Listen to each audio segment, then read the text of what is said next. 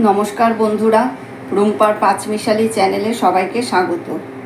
আমি আজকে আবার একটা নতুন রেসিপি নিয়ে হাজির হয়েছি।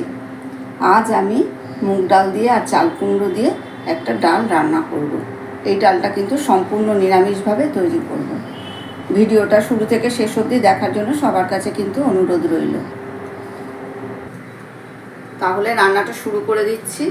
গ্যাস অন করে কড়াই বসিয়ে দিয়েছি। এখানে আমি 1 কাপ মতো মুগ ডাল নিয়ে নিয়েছি। মুগ ডালটাকে প্রথমে আমি একটু ভেজে নেব।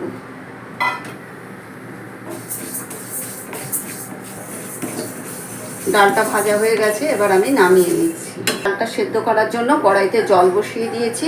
জলটা গরম হয়ে গেছে, এবার আমি ভাজা ডালটাকে ভালো করে ধুয়ে নিয়েছি। ডালটা ছেড়ে দিচ্ছি।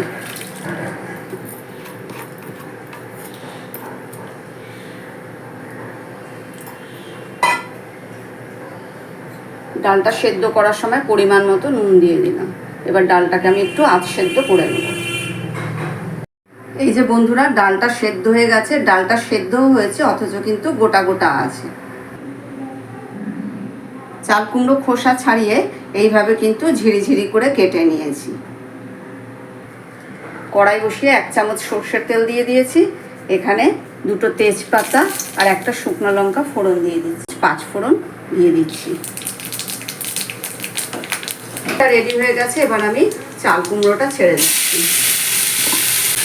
ডালটা সেদ্ধ করার সময় খানিকটা নুন দিয়েছিলাম, সেই জন্য চাল কুমড়োতে খুব অল্প পরিমাণে নুন দিলাম। হলুদ গুঁড়ো দিয়ে দিচ্ছি। 2টো চেরা কাঁচা লঙ্কা ছেড়ে দিলাম। এবার আমি একটু মজিয়ে নেব। চাল কুমড়োটা মজে গেছে, এবার আমি ডালটা ছেড়ে দিচ্ছি। ভালো করে মিশিয়ে নিলাম চাল কুমড়োর সাথে। এটা কিন্তু খুব বেশি একটা পাতলা হবে না, একটু মাখা মাখা মতন হবে।